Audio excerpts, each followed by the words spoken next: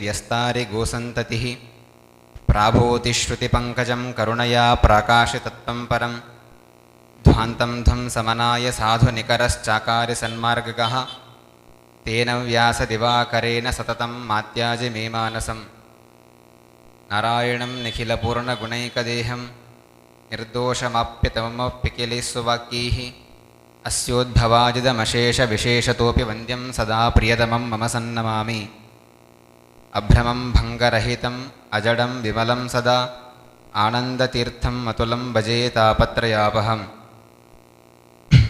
ಓಂ ಓಂ ಅಥಾತೋ ಬ್ರಹ್ಮಜಿಜ್ಞಾಸಾ ಓಂ ಓಂ ಪ್ರಕೃತಿಶ್ಚ ಪ್ರತಿಜ್ಞಾ ದೃಷ್ಟಾಂತಾನುಪರೋಧಾತ್ ಓಂ ಸಮಸ್ತ ಗುರುಭ್ಯೋ ನಮಃ. ವೇದಿಕೆಯಲ್ಲಿ ಉಪಸ್ಥಿತರಿರುವಂತಹ ಶ್ರೀಪಾದರುಗಳ ಚರಣಕಮಲಕ್ಕೆ ಭಕ್ತಿಪೂರ್ವಕ ಸಾಷ್ಟಾಂಗ ಪ್ರಣಾಮವನ್ನು ಸಲ್ಲಿಸುತ್ತಾ ಎಲ್ಲ ವಿದ್ವಾಂಸರಿಗೂ ಕೂಡ ನಮಸ್ಕಾರವನ್ನು ಸಲ್ಲಿಸುತ್ತಾ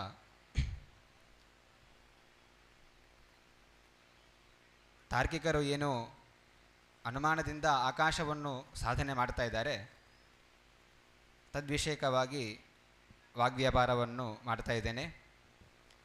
ಹಿಂದೆ ಆಚಾರ್ಯರು ಸತ್ಯತ್ವಂ ಗಗನಾದೇಶ್ಚ ಸಾಕ್ಷಿ ಪ್ರತ್ಯಕ್ಷ ಸಾಧಿತಂ ಅಂತ ಹೇಳಿ ಆಕಾಶ ಅನ್ನೋದು ಸಾಕ್ಷಿವೇದ್ಯ ಅಂತ ನಿರೂಪಣೆ ಮಾಡಿದರು. ಅಲ್ಲಿ ತಾರ್ಕಿಕರು ಈ ರೀತಿ ಹೇಳ್ತಾರೆ, ಇಲ್ಲ, ನಾವು ಆಕಾಶವನ್ನು ಅನುಮಾನದಿಂದ ಸಾಧನೆ ಮಾಡ್ತೇವೆ ಅಂತ.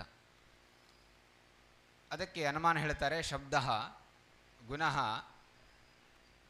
ಸಾಮಾನ್ಯವತ್ವೇ ಸತಿ ಅಸ್ಮದಾದಿ ಬಾಹ್ಯಕೇಂದ್ರ ಗ್ರಾಹ್ಯತ್ವಾತ್ ಅಂತ ಹೇಳಿ ಶಬ್ದ ಅನ್ನೋದು ಗುಣ ಅಂತ ಸಾಧನೆ ಮಾಡ್ತಾರೆ. ಯಾಕೆ ಅಂತ ಹೇಳಿದರೆ ಗುಣಾಶ್ರಯತ್ವೇನ ದ್ರವ್ಯ ಸಿದ್ಧಿ ಆಗತ್ತೆ. ಅದರಿಂದಾಗಿ ಮೊದಲಿಗೆ ಗುಣವನ್ನು ಸಮರ್ಥನೆ ಮಾಡ್ತಾರೆ. ಶಬ್ದ ಗುಣಃ ಸಾಮಾನ್ಯವತ್ವೇ ಸತಿ ಅಸ್ಮದಾದಿ ಬಾಹ್ಯಕೇಂದ್ರೀಯ ಗ್ರಾಹ್ಯತ್ವಾತ್ ಅಂತ ಹೇಳಿ ಅನುಮಾನ. ಇಲ್ಲಿ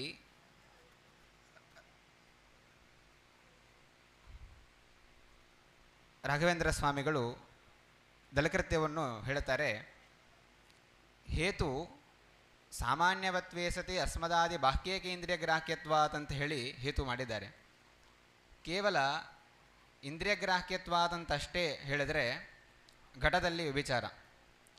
ಯಾಕೆಂದರೆ ಗುಣತ್ವಾಭಾವವತಿ ಘಟೆ ಇಂದ್ರಿಯ ಗ್ರಾಹ್ಯತ್ವಂ ಅಸ್ತೀತಿ ಹೇತೋ ವ್ಯಭಿಚಾರ ತತ್ಪರಿಹಾರಾಯ ಏಕೇಂದ್ರಿಯ ಗ್ರಾಹ್ಯತ್ವಂ ದೇಯಂ.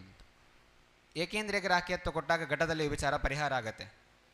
ಹೇಗೆಂದರೆ ಘಟ ಅನ್ನೋದು ಏಕೇಂದ್ರಿಯ ಗ್ರಾಹ್ಯವಲ್ಲ, ಸ್ಪರ್ಶೇಂದ್ರಿಯ ಮತ್ತು ಚಕ್ಷುರೇಂದ್ರಿಯದಿಂದ ಗ್ರಾಹ್ಯವಾಗತ್ತೆ. ಅದರಿಂದಾಗಿ ಘಟದಲ್ಲೇ ವಿಚಾರ ಪರಿಹಾರ ಆಗತ್ತೆ.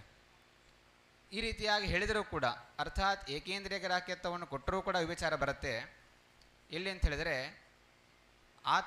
ಆತ್ಮನನ್ನು ಗ್ರಹಣೆ ಮಾಡುವಂತಹ ಮನೋರೂಪ ಏಕೇಂದ್ರಿಯ ಗ್ರಾಹ್ಯತ್ವ ಅನ್ನೋದು ಆತ್ಮನಲ್ಲಿ ಬಂತು. ಅದರಿಂದ ಆತ್ಮನಲ್ಲಿ ವ್ಯಭಿಚಾರ. ಹಾಗಾಗಿ ಆತ್ಮನಲ್ಲಿ ಬರುವಂತಹ ವ್ಯಭಿಚಾರವನ್ನು ಪರಿಹಾರ ಮಾಡೋದಕ್ಕೋಸ್ಕರವಾಗಿ ಬಾಹ್ಯಕೇಂದ್ರಿಯ ಗ್ರಾಹ್ಯತ್ವ ಅಂತ ಕೊಡಬೇಕು. ಆತ್ಮ ಇವನು ಬಾಹ್ಯೇಂದ್ರಿಯ ಗ್ರಾಹ್ಯನಲ್ಲ, ಅದರಿಂದಾಗಿ ವ್ಯಭಿಚಾರ ಪರಿಹಾರ ಆಗತ್ತೆ. ಇನ್ನು ಬಾಹ್ಯೇಂದ್ರಿಯ ಗ್ರಾಹ್ಯತ್ವ ಅಂತ ಇಷ್ಟು ಕೊಟ್ಟರೂ ಕೂಡ ವ್ಯಭಿಚಾರ ಬರುತ್ತೆ. ಯೋಗಿ ಪ್ರತ್ಯಕ್ಷದಲ್ಲಿ ವ್ಯಭಿಚಾರ. ಗುಣತ್ವಾಭಾವವತಿ ಯೋಗಿ ಪ್ರತ್ಯಕ್ಷೆ ಬಾಹ್ಯಕೇಂದ್ರಿಯ ಗ್ರಾಹ್ಯತ್ವಂ ಅಸ್ತಿ ಇತಿ ಹೇತೋ ವ್ಯಭಿಚಾರ ಅಂತ. ಅದರ ಪರಿಹಾರಕ್ಕೋಸ್ಕರವಾಗಿ ಅಸ್ಮದಾದಿ ಎಂದು ಕೊಡಬೇಕು. ಯೋಗಿ ಪ್ರತ್ಯಕ್ಷಕ್ಕೂ ಅಸ್ಮದಾದಿ ಪ್ರತ್ಯಕ್ಷಕ್ಕೂ ವೈಲಕ್ಷಣ್ಯ ಇದೆ. ಅದರಿಂದಾಗಿ ಯೋಗಿ ಪ್ರತ್ಯಕ್ಷದಲ್ಲಿ ವ್ಯಭಿಚಾರ ಪರಿಹಾರ ಆಗತ್ತೆ. ಇಷ್ಟು ಕೊಟ್ಟರೂ ಕೂಡ, ಅರ್ಥಾತ್ ಅಸ್ಮದಾದಿ ಬಾಹ್ಯಕೇಂದ್ರಿಯ ಗ್ರಾಹ್ಯತ್ವಂ, ಯೋಗಿ ಪ್ರತ್ಯಕ್ಷ ಗ್ರಾಹ್ಯವಾದ ಆತ್ಮಾಕಾಶಗಳಲ್ಲಿ ವ್ಯಭಿಚಾರ. ಅದರ ವ್ಯಭಿಚಾರ ಪರಿಹಾರಕ್ಕೋಸ್ಕರವಾಗಿ ಅಸ್ಮದಾದಿ ಅಂತ ಹೇಳಿಕೊಡಬೇಕು. ಅಸ್ಮದಾದಿನ ಕೊಟ್ಟಾಗ ವ್ಯಭಿಚಾರ ಪರಿಹಾರ ಆಗತ್ತೆ. ಅಸ್ಮದಾದಿ ಬಾಹ್ಯಕೇಂದ್ರಿಯ ಗ್ರಾಹ್ಯತ್ವಂ ಯೋಗಿ ಪ್ರತ್ಯಕ್ಷ ಇಟ್ಕೊಳ್ತೇವೆ. ಯೋಗಜ ಧರ್ಮ ಇಟ್ಕೋತೇವೆ ಅಂತ. ಚಕ್ಷುರೇಂದ್ರಿಯ ಈ ರೀತಿ ಹೇಳಿದರೂ ಕೂಡ, ಇನ್ನು ಅಸ್ಮದಾದಿ ಬಾಹ್ಯಕೇಂದ್ರಿಯ ಗ್ರಾಹ್ಯತ್ವಂ ಅಂತ ಕೊಟ್ಟರೂ ಕೂಡ ಅತಿವ್ಯಾಪ್ತಿ ಬರುತ್ತೆ. ಶಬ್ದತ್ವ ಜಾತಿಯಲ್ಲಿ ವ್ಯಭಿಚಾರ ಬರುತ್ತೆ. ಅದರ ಪರಿಹಾರಕ್ಕೋಸ್ಕರವಾಗಿ ಸಾಮಾನ್ಯವತ್ವೇ ಸತಿ ಅಸ್ಮದಾದಿ ವಾಕ್ಯೇಂದ್ರಿಯ ಗ್ರಾಹ್ಯತ್ವ ಅಂತ ಕೊಟ್ಟಾಗ ಜಾತಿಯಲ್ಲಿ ಜಾತಿಯನ್ನು ಅಂಗೀಕಾರ ಮಾಡಿಲ್ಲ, ಹಾಗಾಗಿ ವಿಚಾರ ಪರಿಹಾರ ಆಗತ್ತೆ ಅಂತ ಈ ರೀತಿ ರಾಘವೇಂದ್ರ ಸ್ವಾಮಿಗಳು ದಲಕೃತ್ಯವನ್ನು ಮಾಡಿದ್ದಾರೆ. ಹಾಗಾಗಿ ಶಬ್ದ ಅನ್ನೋದು ಗುಣ ಅಂತ ಸಿದ್ಧವಾಗತ್ತೆ. ಶಬ್ದತ್ವ ಜಾತಿಯಲ್ಲಿ ವಿಚಾರ ಪರಿಹಾರಕ್ಕೋಸ್ಕರವಾಗಿ ಸಾಮಾನ್ಯವತ್ವೇ ಸತಿ ಅಂತ ಇಷ್ಟು ಹೇಳಿದ ಮೇಲೆ, ಹಾಗಾಗಿ ಶಬ್ದ ಅನ್ನೋದು ಗುಣ ಅಂತ ಸಿದ್ಧ ಇತ್ತು. ಶಬ್ದ ಕ್ವಚಿದ್ರವ್ಯಾಶ್ರಿತ ಗುಣತ್ವಾತ್ ಅಂಥೇಳಿ ಅನುಮಾನವನ್ನು ಮಾಡ್ತೇವೆ ಅಂತ ಇಷ್ಟು ಹೇಳಿದ ಮೇಲೆ, ಅದು ಶಬ್ದಾಶ್ರಯವಾದಂತಹ ದ್ರವ್ಯ ಯಾವುದು ಅಂಥೇಳಿ ಹೇಳಿದಾಗ, ಶಬ್ದ ನ ಸ್ಪರ್ಶವದ್ವಿಶೇಷಗುಣೋ ನ ಭವತಿ. ಯಾಕೆ ಅಂತಂದರೆ ಹೇತು ಕೊಡುವಂತಹದ್ದು ಪ್ರತ್ಯಕ್ಷತ್ವೇ ಸತಿ ಅಕಾರಣ ಗುಣಪೂರ್ವಕತ್ವಾತ್ ಅಂಥೇಳಿ ಹೇತುವನ್ನು ಮಾಡಿದ್ದಾರೆ. ಅರ್ಥಾತ್ ಕಾರಣ ಗುಣಪೂರ್ವಕತ್ವಂ ನಾಮ ಸ್ವಾಶ್ರಯ ಸಮವಾಯಕಾರಣ ಸಮವೇತತ್ವಂ ಅಂಥೇಳಿ, ಸಮವೇತ ಗುಣಪೂರ್ವಕತ್ವಂ ಅಂಥೇಳಿ ಅರ್ಥ. ಈ ರೀತಿ ಹೇಳಿದಾಗ ತದಭಾವ ಅನ್ನುವಂಥದ್ದು ಸ್ಪರ್ಶವದ್ ವಿಶೇಷ ಗುಣ ಅಂತ ಸಾಧ್ಯ ನಿರ್ದೇಶ ಇದೆಯಲ್ಲ, ಅಲ್ಲಿ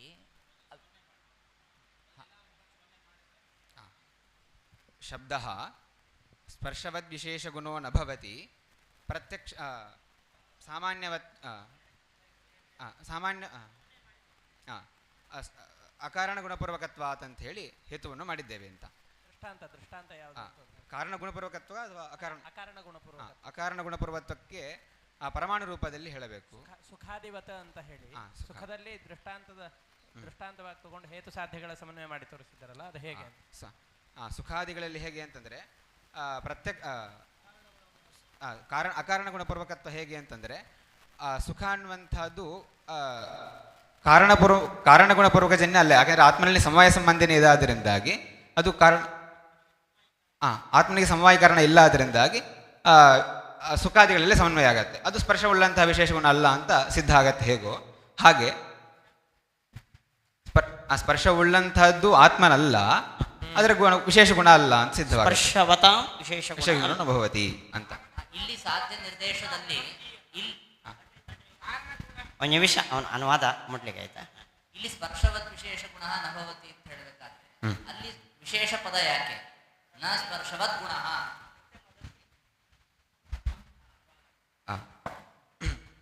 ಶಬ್ದ ಸ್ಪರ್ಶವದ್ ವಿಶೇಷ ಗುಣೋ ನ ಭವತಿ ಪ್ರತ್ಯಕ್ಷತ್ವೇ ಸತಿ ಅಕಾರಣ ಗುಣಪೂರ್ವಕತ್ವಾತ್ ಅಂತ ಹೇಳಿದ್ದೇವೆ. ಈ ಕಾರಣ ಗುಣಪೂರ್ವಕತ್ವ ಹೇಗೆ ಅಂತಂದರೆ, ಉದಾಹರಣೆಗೆ ಘಟಗತ ರೂಪಂ ಪ್ರತಿ ಕಪಾಲಗತಂ ರೂಪಂ ಇದು ಕಾರಣವಾಗಿದೆ ಅಂತ, ಅಸಮವಾಯೀಕರಣ ಆಗಿದೆ ಅಂತ. ಸ್ವಾಶ್ರಯ ಸಮವಾಯೀಕರಣ ಸಮವೇತ ಅಂತ. ಸ್ವಂ ಗುಣಪೂರ್ವಕ ಜನ್ಯಂ ಅಂತ. ಸ್ವಂ ಅಂದರೆ ಕಪಾಲಗತ ರೂಪ, ಘಟಗತ ರೂಪಕ್ಕೆ ಆಶ್ರಯವಾದದ್ದು ಘಟ, ಅಲ್ಲಿ ಆಶ್ರಿತವಾಗಿ ಅದಕ್ಕೆ ಸಮವಾಯ ಕಾರಣವಾದದ್ದು ಕಪಾಲ, ಅಲ್ಲಿ ಸಮವಾಯ ಸಂಬಂಧಿನ ರೂಪ ಅನ್ನೋದು ಅಲ್ಲಿರುವಂತಹ ಕಪಾಲದಲ್ಲಿರುವಂತಹ ರೂಪವು ಘಟಕದ ರೂಪಕ್ಕೆ ಅಸಮವಾಯೀಕರಣ ಆಗಿದೆ ಅಂತ ಹೇಳ್ತೇವೆ ಅಂತ. ಈ ರೀತಿಯಾಗಿ ಶಬ್ದಕ್ಕೆ ಆ ರೀತಿಯಾಗಿ ಹೇಳಲಿಕ್ಕೆ ಬರೋದಿಲ್ಲ. ಯಾಕೆ ಅಂತಂದರೆ ಶಬ್ದ ಅನ್ನುವಂಥದ್ದು ಪ್ರತ್ಯಕ್ಷ ಅಲ್ಲ, ಅದರಿಂದಾಗಿ ಆಕಾಶಗುಣ ಆದ್ದರಿಂದಾಗಿ ಆಕಾಶವು ಪ್ರತ್ಯಕ್ಷ ಅಲ್ಲ, ಅದರಿಂದಾಗಿ ಆಕಾಶಕ್ಕೆ ಕಾರಣವೇ ಇಲ್ಲ, ಅದರಿಂದಾಗಿ ಕಾರಣ ಗುಣಪೂರ್ವಕತ್ವವನ್ನು ಬರಲಿಲ್ಲ, ಅಕಾರಣ ಗುಣಪೂರ್ವಕತ್ವ ಅನ್ನುವಂತಹ ಹೇತು ಬಂತು ಅಂತ. ಹಾಗಾಗಿ ಈ ರೀತಿಯಾಗಿ ಸ್ಪರ್ಶವದ್ ವಿಶೇಷ ಗುಣೋಣ ಭವತಿ ಅಂತ ಹೇಳಿ ಸಾಧನೆ ಮಾಡಿಯಿತು. ಇದಾದ ಮೇಲೆ ಶಬ್ದ, ಇಲ್ಲಿ ಪ್ರಶ್ನೆ ಏನಂತಂದರೆ, ಈ ಶಬ್ದ ಅನ್ನುವಂಥದ್ದು ಶ್ರೋತ್ರೇಂದ್ರಿಯ ಇದ್ದಲ್ಲಿ ಪ್ರಾಪ್ತವಾಗಿ ಗೃಹೀತವಾಗತ್ತೋ ಅಥವಾ ಅಪ್ರಾಪ್ತವಾಗಿ ಗೃಹೀತವಾಗತ್ತೋ ಅಂತ ಆಕ್ಷೇಪ. ಒಂದು ವೇಳೆ ಅಪ್ರಾಪ್ತವಾಗಿ ಗೃಹೀತವಾಗತ್ತೆ ಅಂತ ಹೇಳಿಬಿಟ್ರೆ ಎಲ್ಲ ಶಬ್ದಗಳ ಗ್ರಹಣ ಆಗಲಿ ಅನ್ನುವಂತಹ ಪದ್ಧತಿ ಇದೆ ಅಂತ. ಸರಿ, ಹಾಗಾದರೆ ಪ್ರಾಪ್ತವಾಗಿ ಗೃಹೀತವಾಗತ್ತೆ ಅಂತ ಅಂಗೀಕಾರ ಮಾಡಿದರೆ ಆವಾಗ ಶ್ರೋತ್ರೇಂದ್ರಿಯವೂ ಶಬ್ದ ಇದ್ದಲ್ಲಿ ಹೋಗುತ್ತೋ ಅಥವಾ ಶಬ್ದವೂ ಶ್ರೋತ್ರೇಂದ್ರಿಯ ಇದ್ದಲ್ಲಿ ಬರುತ್ತೋ ಅಂತ ಪ್ರಶ್ನೆ. ಈಗ ಶ್ರೋತ್ರೇಂದ್ರಿಯವೂ ಶಬ್ದ ಇದ್ದಲ್ಲಿ ಹೋಗ್ಲಿಕ್ಕೆ ಸಾಧ್ಯ ಇಲ್ಲ.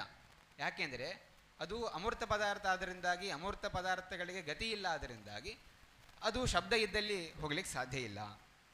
ಅದಕ್ಕೋಸ್ಕರವಾಗಿ ಶಬ್ದವೂ ಬರುತ್ತೆ ಅಂತ ಹೇಳಬೇಕು. ಈ ಶಬ್ದ ಅನ್ನುವಂಥದ್ದು ಗುಣ ಆಗಿದೆ, ಆದ್ದರಿಂದ ಗುಣವು ಗುಣಿಯನ್ನು ಬಿಟ್ಟು ಬರಲಿಕ್ಕೆ ಸಾಧ್ಯ ಇಲ್ಲ, ಅದರಿಂದಾಗಿ ಶಂಖ ಇತ್ಯಾದಿಗಳನ್ನು ಬಿಟ್ಟು ಬರಲಿಕ್ಕೆ ಸಾಧ್ಯ ಇಲ್ಲ, ಅದರಿಂದಾಗಿ ಶಬ್ದವೂ ಇಲ್ಲಿ ಬರುತ್ತೆ ಅಂತ ಹೇಳಲಿಕ್ಕೆ ಬರೋದಿಲ್ಲ. ಇನ್ನೂ ಅಲ್ಲ, ಶಬ್ದ ಅನ್ನೋದು ಶಬ್ದಾಂತರವನ್ನು ಹುಟ್ಟಿಸಿ ಆ ರೀತಿ ಹೇಳ್ತೇವೆ ಅಂತ ಹೇಳಿದರೆ ಅರ್ಥಾತ್ ಗುಣಸ್ಯ ಸ್ವಾಶ್ರಯಾಶ್ರಿತೇವ ಗುಣಸ್ಯ ಸಮವಾಯೀಕರಣಂ ಅಂತ ಹೇಳಿ ಹೇಳಬೇಕು. ಅದನ್ನು ಸಮನ್ವಯ ಮಾಡೋದಾದರೆ ಗುಣ ಅಂತಂದರೆ ಆತ್ಮಗತ ಮನಸ್ಸಂಯೋಗ, ಅದಕ್ಕೆ ಆಶ್ರಯ ಆತ್ಮ, ಅಲ್ಲಿರುವಂತಹ ಜ್ಞಾನ ಅನ್ನುವಂಥದ್ದು ಅಸಮವಾಯೀಕರಣ ಆಗತ್ತೆ. ಆ ಜ್ಞಾನಕ್ಕೆ ಅಸಮವಾಯೀಕರಣ ಆಗತ್ತೆ. ಅಥವಾ ಸ್ವಾಶ್ರಯಾಶ್ರಿತೆ ಅಂತ ಹೇಳಿದಾಗ ಹಿಂದೆ ಹೇಳಿದಂತೆ ಘಟಗತ ರೂಪಂ ಪ್ರತಿ ಕಪಾಲಗತ ರೂಪಂ ಅಸಮವಾಯೀಕರಣಂ ಅಂತ ಹೇಳಿ ಹೇಳಿದಂತಾಗತ್ತೆ. ಹಾಗಾಗಿ ಅನ್ಯಥಾನೋಪತ್ಯ ಏನು ಅಂಗೀಕಾರ ಮಾಡಬೇಕು ಅಂತಂದರೆ ವೀಚೀತರಂಗ ನ್ಯಾಯೇನ ಶಬ್ದವು ಶ್ರೋತ್ರೇಂದ್ರಿಯದಲ್ಲಿ ಬರುತ್ತೆ ಅಂತ ಅಂಗೀಕಾರ ಮಾಡಬೇಕು ಅಂತ. ಆ ದ್ರವ್ಯಾಂತರ ಇಲ್ಲ ಅದರಿಂದ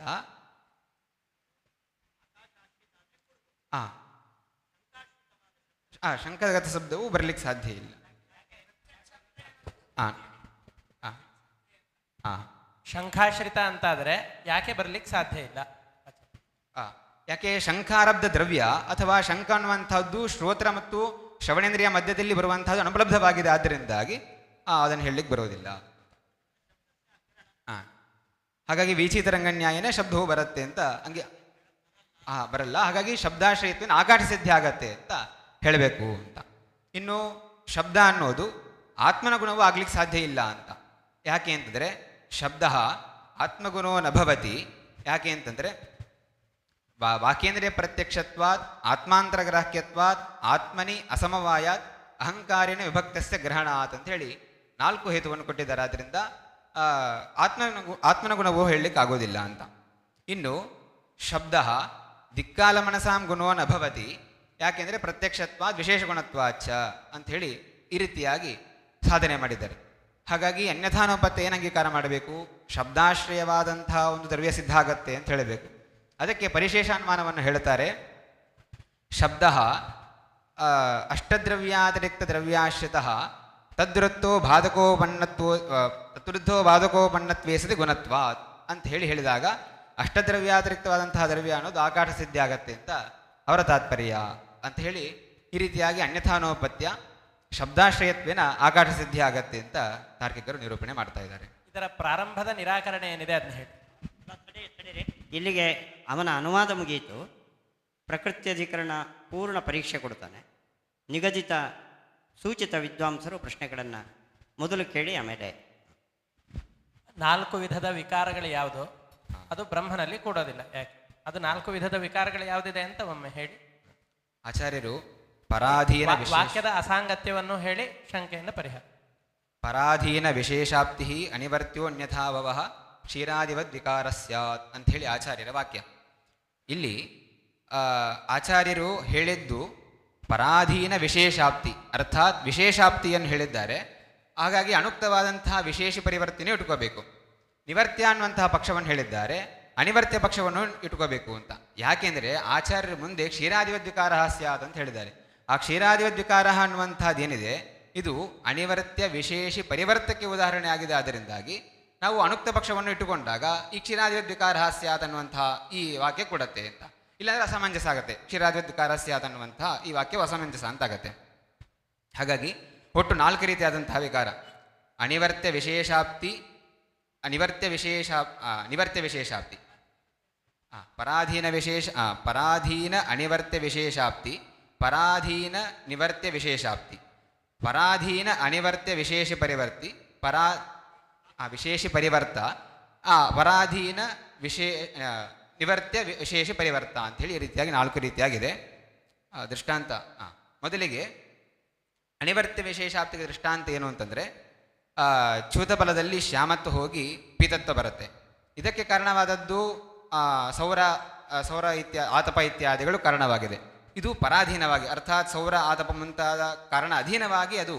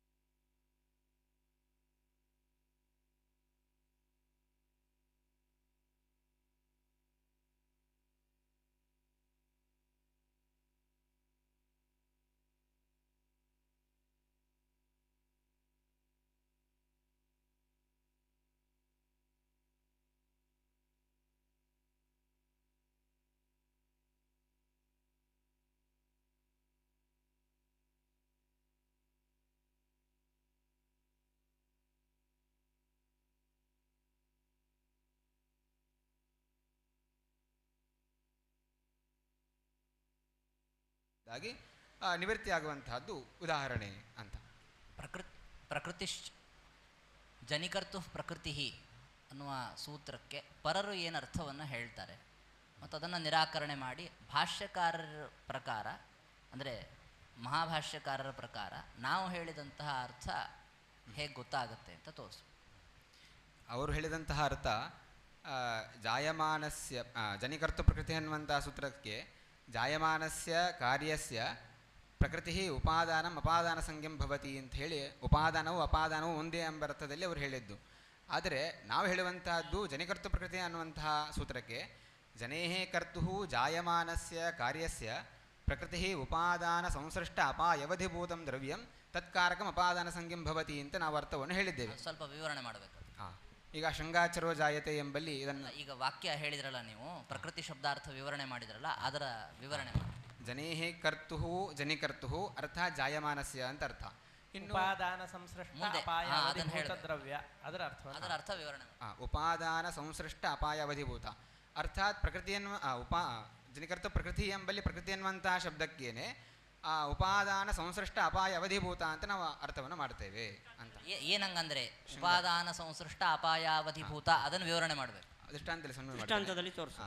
ಶೃಂಗಾಚರೋ ಜಾಯತೆ ಅಂತ ಹೇಳಿದಾಗ ಜಾಯಮಾನಸ್ಯ ಕಾರ್ಯಸ್ಯ ಅಂತಂದರೆ ಶರ, ತತ್ ಪ್ರಕೃತಿ ಅಂತಂದರೆ ಉಪಾದಾನ ಸಂಸೃಷ್ಟ ಅಪಾಯ ಅವಧಿಭೂತ ಅನ್ನುವಂಥದ್ದು ಅಪರಿಣತ ಶೃಂಗದಲ್ಲಿ ಇದೆ ಹೊರತು ಪರಿಣತ ಶೃಂಗದಲ್ಲಿ ಇಲ್ಲ. ಹಾಗಾಗಿ ಯಾವ ಭಾಗ ಪರಿಣಾಮ ಹೊಂದತ್ತಲ್ಲ ಅದು ಉಪಾದಾನ, ಯಾವ ಭಾಗ ಪರಿಣಾಮ ಹೊಂದೋದಿಲ್ಲ ಅದು ಅಪಾದಾನ ಅಂತ ಅಂಗೀಕಾರ. ಅದು ಯಾವ ಶಬ್ದದ ಅರ್ಥ? ಪ್ರಕೃತಿಯ ಅಪಾದಾನ ಸಂಸೃಷ್ಟ ಅಪಾಯವಧಿಭೂತ. ಅದನ್ನ ತೋರಿಸ್ಬೇಕು. ಈಗ ಭಾಷ್ಯಕಾರರ ಪ್ರಕಾರ ಅದೇ ಸೂಚಿತ ಆಯಿತು ಅಂತ ತೋರಿಸ್. ಯಾಕೆಂದರೆ ಭಾಷ್ಯಕಾರರು ಈ ರೀತಿ ಹೇಳಿದ್ದಾರೆ, ಕಿಂಚ ಅಯಮಪಿ ಯೋಗ ಶಕ್ಯ ಅವಕ್ತುಂ ಅಂತ. ಯೋಗ ಅನ್ನುವಂತಹ ಶಬ್ದಕ್ಕೆ ಸೂತ್ರ ಅಂತ ಅರ್ಥ. ಅರ್ಥಾತ್ ಈ ಜನಿಕರ್ತು ಪ್ರಕೃತಿ ಅನ್ನುವಂತಹ ಸೂತ್ರವು ಬೇಡ ಅಂತ ಹೇಳಿ ಅವರೇ ಭಾಷ್ಯಕಾರರು ಹೇಳಿದ್ದಾರೆ. ಯಾಕೆ ಹೇಳಿದ್ದು ಅಂತಂದರೆ ಧ್ರುವಪಾಯೇ ಅಪಾದಾನಂ ಅನ್ನುವಂತಹ ಸೂತ್ರದಿಂದಲೇ ಅಪಾದಾನ ಸಂಖ್ಯೆ ಅನ್ನುವಂಥದ್ದು ಗೊತ್ತಾಗ್ತಾ ಇರಬೇಕಾದ್ರೆ ಈ ಜನಿಕರ್ತು ಪ್ರಕೃತಿ ಅನ್ನುವಂತಹ ಸೂತ್ರ ಬೇಕಾಗಿಲ್ಲ ಅಂತ ಹೇಳಿ ಭಾಷ್ಯಕಾರರೇ ಹೇಳಿದ್ರಿಂದ, ಈಗ ಜನಿಕರ್ತು ಪ್ರಕೃತಿ ಅನ್ನೋ ಸೂತ್ರದಿಂದ ಯಾವುದಕ್ಕೆ ಅಪಾದಾನ ಸಂಜ್ಞೆ ಬರುತ್ತೋ ಅದು ಧ್ರುವಮಪಾಯೇ ಅಪಾದಾನಂ ಅನ್ನೋದ್ರಿಂದಲೇ ಹೇಗೆ ಸಿದ್ಧ ಆಗತ್ತೆ ಅಂತ ತೋರಿಸ್ಬೇಕು. ಯಾಕೆ ಆವಾಗಲೇ ಅದು ಪ್ರತ್ಯಾಖ್ಯಾನ ಮಾಡ್ಲಿಕ್ಕೆ ಆಗೋದಲ್ಲ. ಧ್ರುವಮಪಾಯೇ ಅಪಾದಾನಂ ಅನ್ನೋದು ಕೂಡ ಅಪಾಯ ಅವಧಿಭೂತತ್ವಕ್ಕೇನೆ ಅಪಾದಾನ ಸಂಜ್ಞೆ ಹೇಳ್ತಾ ಇದೆ. ಜನಿಕರ್ತು ಪ್ರಕೃತಿ ಅನ್ನುವಂತಹ ಸೂತ್ರವು ಕೂಡ ಅಪಾಯ ಅವಧಿಭೂತವಾದ. ಅದು ಹೇಗೆ ಅದರಿಂದ ಹೇಗೆ ಲಬ್ಧ ಆಗತ್ತದು? ಧ್ರುವಂ ಅಪಾಯೇ ಅಪಾದಾನಂ ಅನ್ನೋದ್ರಿಂದ ಆ ಅರ್ಥ ಹೇಗೆ ಲಬ್ಧ? ವೃಕ್ಷಾತ್ ಪರ್ಣಂ ಪತತಿ ಅಂತ ಹೇಳಿದಾಗ ಪರ್ಣ ಪತನಕ್ಕೆ ಅಪಾಯ ಅವಧಿಭೂತವಾದದ್ದು ವೃಕ್ಷ ಆಗಿದೆ. ಆದ್ದರಿಂದ ಅಲ್ಲಿ ವೃಕ್ಷಾತ್ ಅಂತ ಹೇಳಿ ಪಂಚಮಿ ಪ್ರಯೋಗ ಮಾಡಿದ್ದಾರೆ. ಹಾಗೆ ಇಲ್ಲಿಯೂ ಕೂಡ ಜನಿಕೃತ ಪ್ರಕೃತಿ ಎಂಬಲ್ಲಿಯೂ ಕೂಡ ಶೃಂಗಾಚರೋ ಜಾಯತೆ ಇತ್ಯಾದಿ ದೃಷ್ಟಾಂತವನ್ನು ಇಟ್ಟುಕೊಂಡು ಕೂಡಿಸಬಹುದು. ಈಗ ಪಂಚಮಿ ಅಂತ ಅನ್ನೋದಕ್ಕೆ ಆಕಾಶ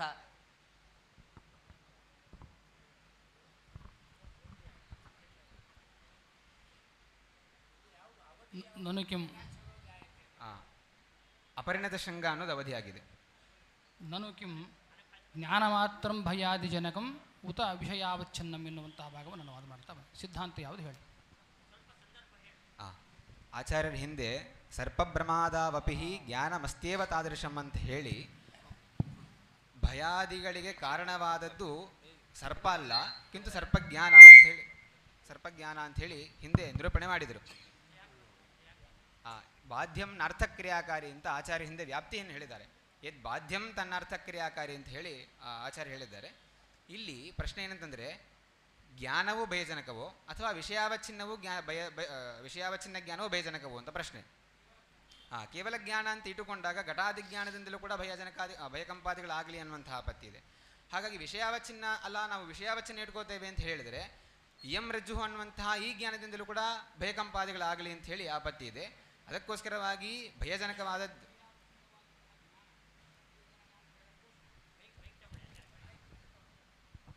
ಅವಚ್ಛಿನ್ನವಾದಂತಹ ಜ್ಞಾನಕ್ಕೆ ಭಯಜನಕತ್ವವನ್ನು ಹೇಳಿದಾಗ ದೋಷ ಏನು?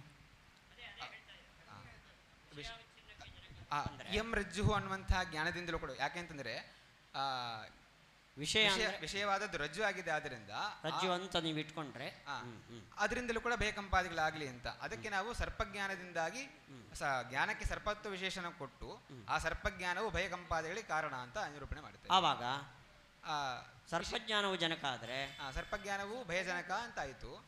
ಆವಾಗ ವಿಷಯಾವಚ್ಛಿನ್ನ ಜ್ಞಾನಕ್ಕೆ ಜನಕತ್ವ ಬಂತು. ಆವಾಗ ಕೇವಲ ಜ್ಞಾನಕ್ಕೆ ಬರಲಿಲ್ಲ. ಆವಾಗ ಅವಚ್ಛಿನ್ನಸ್ಯ ಭವತಿ ಅವಚ್ಛೇದಕಸ್ಯಾಪಿ ಅಂತ ಹೇಳಿ ಇಟ್ಟುಕೊಂಡಾಗ ಅವಚ್ಛಿನ್ನವಾದದ್ದು ಜ್ಞಾನ, ಅಲ್ಲಿ ವಿಷಯವಾದಂತಹದ್ದು ಸರ್ಪಕ್ಕೂ ಕೂಡ ಭಯಜನಕತ್ವ ಅನ್ನೋದು ಬಂತು. ಅಸತ್ತಿಗೆ ಕಾರಣತ್ವ ಬಂತು, ಬಾಧ್ಯಕ್ಕೆ ಅರ್ಥಕ್ರಿಯಾಕಾರಿತ್ವ ಬಂತು ಅಂತ ಅವರ ಆಕ್ಷೇಪ. ಪರಿಹಾರ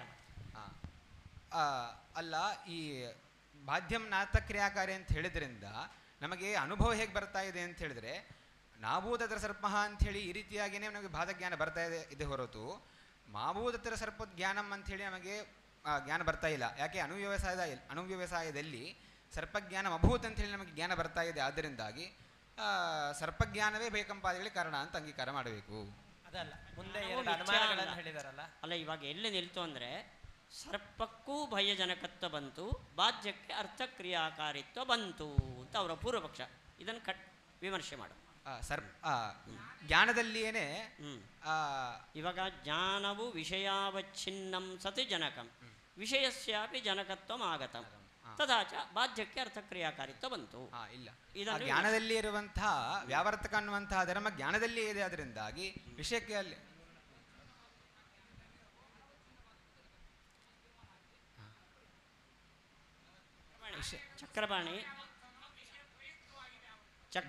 ಚಕ್ರಪಾಣಿ ವಿಷಯಕ್ಕೂ ಜನಕತ್ವ ಬಂತಾದ್ರಿಂದ ಬಾಧ್ಯಕ್ಕೆ ಅರ್ಥಕ್ರಿಯಾಕಾರಿತ್ವ ಬಂತು. ಇದು ಸರಿನೋ ತಪ್ಪು? ಇಲ್ಲ, ಇದಕ್ಕೆ ಕೇಚಿತ್ತು ಪರಿಹಾರ ಹೇಳಿ. ಅರ್ಥಾತ್ ಜ್ಞಾನಗತೇವ ಧರ್ಮ ವ್ಯಾವರ್ತಕ ಅನ್ನುವಂಥದ್ದು ಅಂಗೀಕಾರ ಮಾಡಬೇಕು ಅಂತ ಹೇಳಿದ್ದಾರೆ. ವ್ಯಾವರ್ತತ್ವ ಅನ್ನುವಂಥದ್ದು ಜ್ಞಾನದಲ್ಲಿರುವಂತಹ ಧರ್ಮ ಅಂತ ಹೇಳಿದ್ದಾರೆ. ಅದರಿಂದ ಅರ್ಥವು ವಿಷಯ ಜ್ಞಾನಗತ ಆಗೋದಿಲ್ಲ. ಆದ್ರಿಂದ ಅದು ವ್ಯಾವರ್ತಕ ಅಲ್ಲ. ಮತ್ತೆ ಸರ್ಪಾವಚ್ಛಿನ್ನ ಜ್ಞಾನಕ್ಕೆ ಬಂದಾಗ ಸರ್ಪಕ್ಕೂ ಜನಕತ್ವ ಬಂತು. ವಾರಣೆ ಮಾಡು. ಅಲ್ಲ, ಅದಕ್ಕೆ ಜ್ಞಾನದಲ್ಲಿರುವಂತಹ ವ್ಯಾವರ್ತಕತ್ವ ಅನ್ನುವಂಥ ಧರ್ಮವನ್ನು ಅಂಗೀಕಾರ. ಅಸಂಬದ್ಧವಾದದ್ದು ಅರ್ಥಕ್ರಿಯಾಕಾರಿ ಆಗೋದಿಲ್ಲ, ಸಂಬದ್ಧವಾಗಬೇಕು. ಜ್ಞಾನಕ್ಕೂ ವಿಷಯಕ್ಕೂ ಸಂಬಂಧ ಇಲ್ಲ ಅಂತ ಹೇಳ್ತಾರೆ. ಸಂಯೋಗ, ಸಮವಾಯ. ಈ ವ್ಯಾವರ್ತಕ ಅನ್ನುವಂತಹ ಧರ್ಮ ಎಲ್ಲಿದೆ ಅಂತ ಪ್ರಶ್ನೆ. ವಿಷಯದಲ್ಲಿ ಇದೆಯೋ ಅಥವಾ ವಿಷಯ ಸಂಬಂಧದಲ್ಲಿದೆಯೋ ಅಂತ ಪ್ರಶ್ನೆ. ವಿಷಯದಲ್ಲಿ ಇದೆ ಅಂತಂದ್ರೆ ಸರ್ಪ ವಿಷಯವಾದಂತಹ ಸರ್ಪ, ಆ ಸರ್ಪಕ್ಕೂ ಜ್ಞಾನಕ್ಕೂ ಯಾವುದೇ ಸಂಬಂಧ ಇಲ್ಲ. ಅದರಿಂದಾಗಿ ಅದು ವಿಷಯ ಅಂತ ಹೇಳಲಿಕ್ಕೆ ಬರೋದಿಲ್ಲ. ಆ ವಿಷಯ ವ್ಯಾವರ್ತಕ ಆಗೋದಿಲ್ಲ. ಇನ್ನು ವಿಷಯ ಸಂಬಂಧ ಅಂತ ಹೇಳಬೇಕು.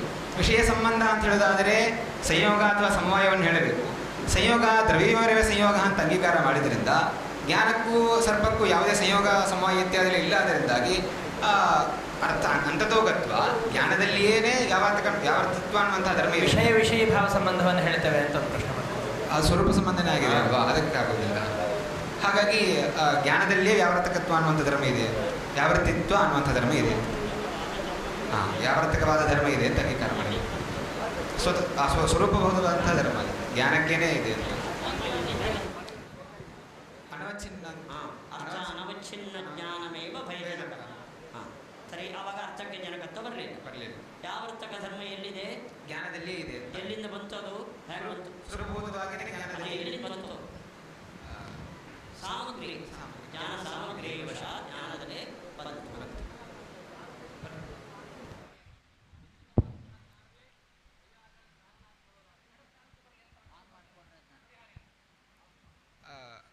ಸರ್ಪಜ್ಞಾನಕ್ಕೆ ಭಯಜನಕತ್ವ ಇದೆ ಅಂತಂದ್ರೆ ಬರೀ ಜ್ಞಾನವು ಜನಕ ಅಂತಂದ್ರೆ ಘಟಜ್ಞಾನ ಸರ್ಪಜ್ಞಾನ ಎರಡೂ ಒಂದೇ ಆಯ್ತು. ಘಟಜ್ಞಾನಸ್ಯಾಪಿ ಭಯಜನಕತ್ವಂ ಸ್ಯಾತ್ ಅಂತ. ಅಲ್ಲ, ಘಟಜ್ಞಾನಕ್ಕೆ ಭಯಕಂಪಾದಿಗಳು. ಯಾಕೆಂದ್ರೆ ಘಟಜ್ಞಾನದಲ್ಲಿ ಸತ್ಯಸರ್ಪಜ್ಞಾನಂ ಅಸತ್ಯಜ್ಞಾನ ಸರ್ಪಾತ್ ಜ್ಞಾನಾತ್ ಸ್ವತಯೇವ ವ್ಯಾವೃತ್ತಂ ತಜ್ಞಾನ ವಿಶೇಷಃ ತಜ್ಞಾನ ವಿಶೇಷ ಸತ್ಯಸರ್ಪಜ್ಞಾನ ಭಯಜನಕಃ. ಭಯಜನಕ. ಆದ್ರಿಂದ ಘಟಜ್ಞಾನವು ಜನಕ ಆಗಲಿ ಅಂದ್ರೆ ಘಟಜ್ಞಾನ ಆಗೋದಿಲ್ಲ. ಯಾಕಾಗಲ್ಲ? ಸತ್ಯಸರ್ಪಜ್ಞಾನದಲ್ಲಿ ಇರುವಂತಹ ವಿಶೇಷವು ಘಟಜ್ಞಾನದಲ್ಲಿ ಇಲ್ಲ. ಅಲ್ಲಿಗೆ ಅರ್ಥ ಅನವಚ್ಛಿನ್ನ ಜ್ಞಾನ ವಿಶೇಷ ಭಯಜನಕ. ವಿಶೇಷ ಎದ್ರು ಅಲ್ಲ, ಮುಂದಿನ ಪ್ರಶ್ನೆ ಕೇಳ್ರಿ. ಪ್ರಕೃತಿಶ್ಚ ಪ್ರತಿಜ್ಞಾ ದೃಷ್ಟಾಂತ ಅನುಪರೋಧ ಅನ್ನುವಲ್ಲಿ ಮಾಯಾವಾದಿಗಳ ಪ್ರಕಾರ ಸೂತ್ರಾರ್ಥವು ಹೇಳಿ ಅದರಲ್ಲಿ ಅನುಪಪತ್ತಿ ಏನಿದೆ, ಪ್ರತಿಜ್ಞಾ ಮತ್ತು ದೃಷ್ಟಾಂತದ ವಿರೋಧ ಇದೆ ಅನ್ನೋದನ್ನು ತೋರಿಸಿ. ಭಾಸ್ಕರಾಚಾರ್ಯ ಪ್ರಕೃತಿಶ್ಚ ಅನ್ನುವಂತಹ ಸೂತ್ರಕ್ಕೆ ಪ್ರಕೃತಿಶ್ಚ ಪ್ರತಿಜ್ಞಾ ದೃಷ್ಟಾಂತ ಅನುಪರೋಧಾತ್ ಎಂಬ ಸೂತ್ರದಲ್ಲಿ ಪ್ರಕೃತಿ ಅಂತ ಹೇಳಿದರೆ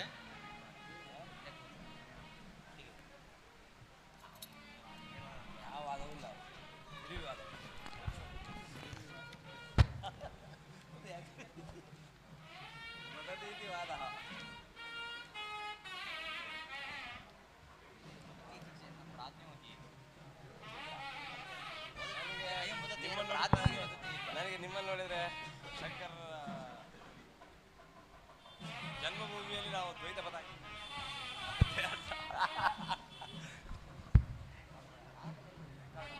ಆಗುದಿಲ್ಲ.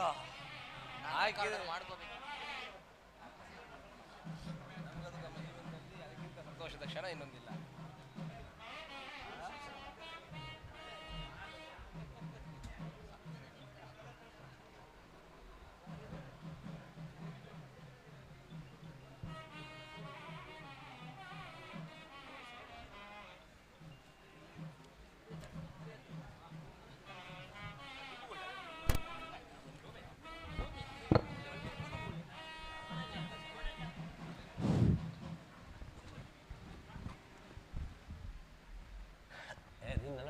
ಎಲ್ಲಿಗೆ ಹೋಗ್ತೀಯಾ?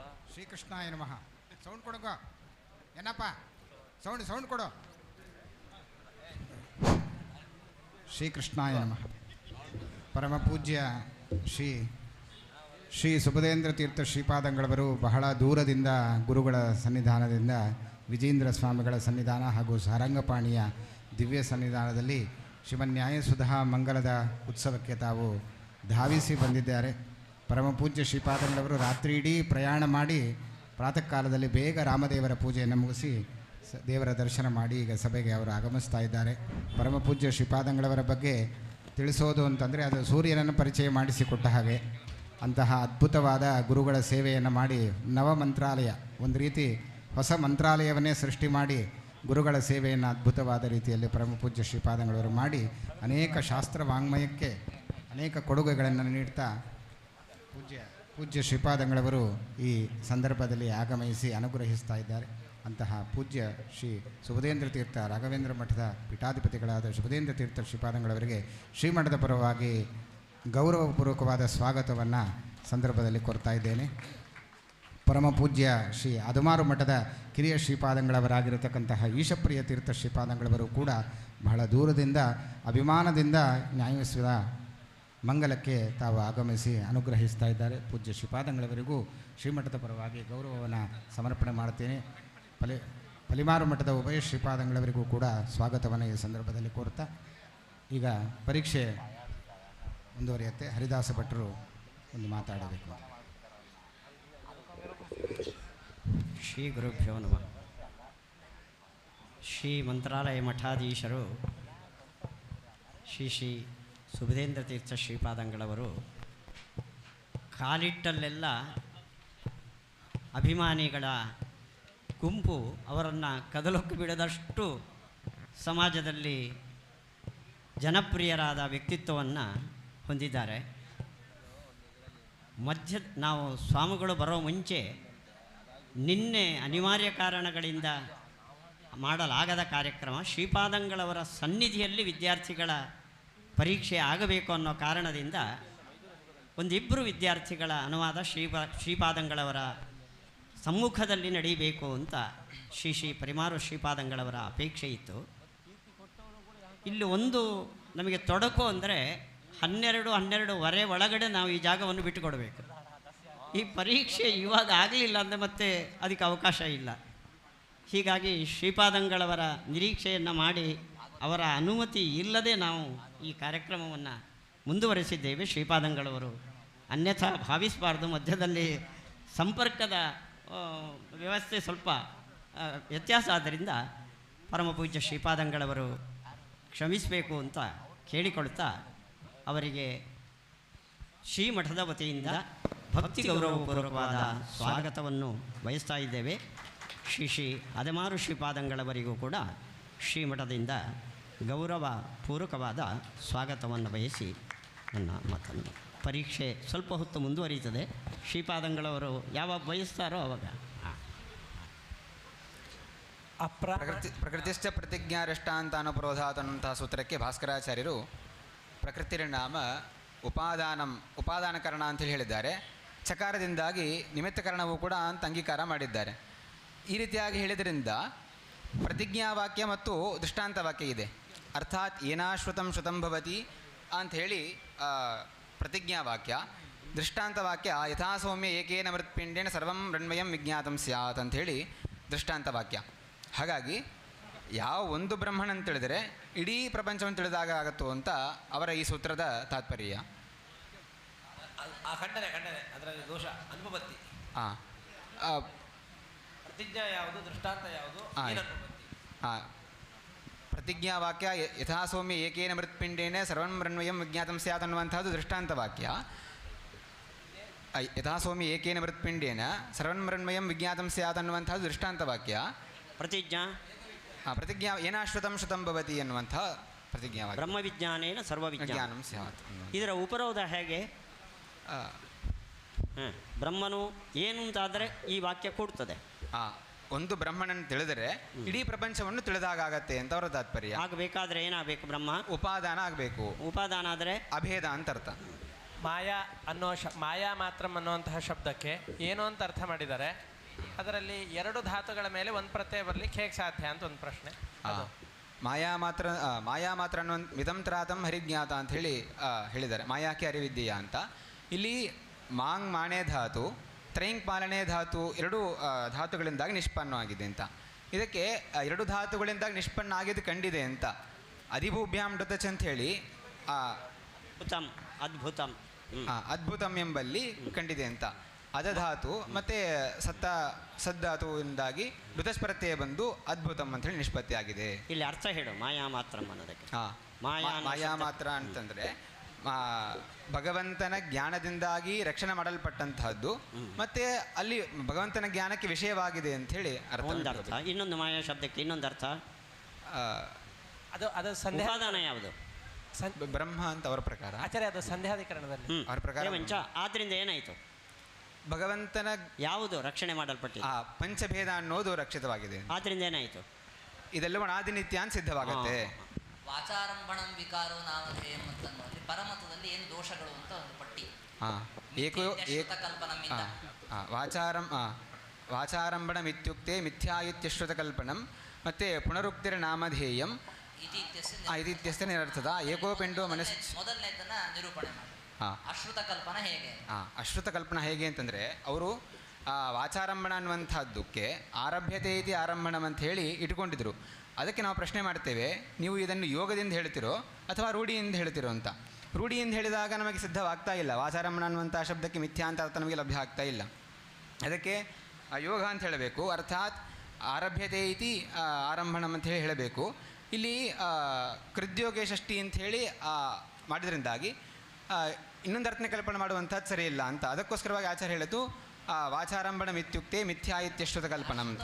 ಏನು ಕಲ್ಪನೆ ಮಾಡಿದಂತಾಯಿತು? ಮಿಥ್ಯಾ ಅನ್ನುವಂಥದ್ದು ಅಲ್ಲ, ಮಿಥ್ಯಾ ಅನ್ನೋ ಅರ್ಥ ಬರೋ ಸಲುವಾಗಿ ಅಶ್ರುತವಾದದ್ದನ್ನು ಏನು ಕಲ್ಪನೆ ಮಾಡಿದ್ರು? ಆರಭ್ಯತೆ ಕೇವಲಂ ಅಂತ ವಾಚಾ ಕೇವಲಂ ಅಂತ ವ್ಯಾವಹಾರಿಕ ಸತ್ಯತ್ವವನ್ನು ಹೇಳ್ತಾ ಇದ್ದಾರೆ. ಅದು ಇತ್ಯಂತ.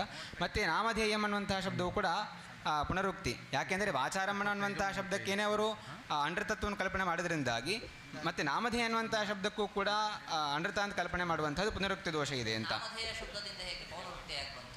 ಯಾಕೆಂದರೆ ವಾಚಾರಂಭಣ ಶಬ್ದದಿಂದಲೇ ಮಿಥ್ಯಾತ್ವ ಗೊತ್ತಾಗಬೇಕಾದ್ರೆ ಮತ್ತೆ ನಾಮಧೇಯ ಶಬ್ದದಿಂದಾಗಿ ಯಾಕೆ ಹೇಳಬೇಕು ಅಂತ. ನಾಮಧೇಯ ಅನ್ನೋದಕ್ಕೆ ಹೆಸರು ಅಂತ ಅರ್ಥ. ನಾಮಧೇಯಂ ಹಿ ಅನೃತೆ ದೇತಂ ಅಂತ ವ್ಯಾಖ್ಯಾನ ಮಾಡಿದ್ದಾರೆ ಅವರು. ನಾಮಧೇಯ ಮಾತ್ರಂ ಹಿ ಏತದ. ನಾಮಧೇಯ ಮಾತ್ರಂ ಹೇತನೃತ. ಇನ್ನು ಏಕೋಪೆಂಡೋ ಮನಿಶ್ಚೇವ ಪದವೈಯರ್ಥಮೇವ ಹಿ ಅಂತ. ಸಾಕು ಸಾಕು ಸಾಕು. ಈ ಅನಂತ ದೋಷ ದುಷ್ಟಂಚ ಹೇಯಂ ಮಾಯಾ ಮತಂ ಶುಭೈಹೇ ಅಂತ. ಅನಂತ ದೋಷಗಳಿದೆ ಅಂತ ಹೇಳಿದಾಗ ಎಲ್ಲ ದೋಷಗಳನ್ನು ಯಾಕೆ ಹೇಳಿಲ್ಲ?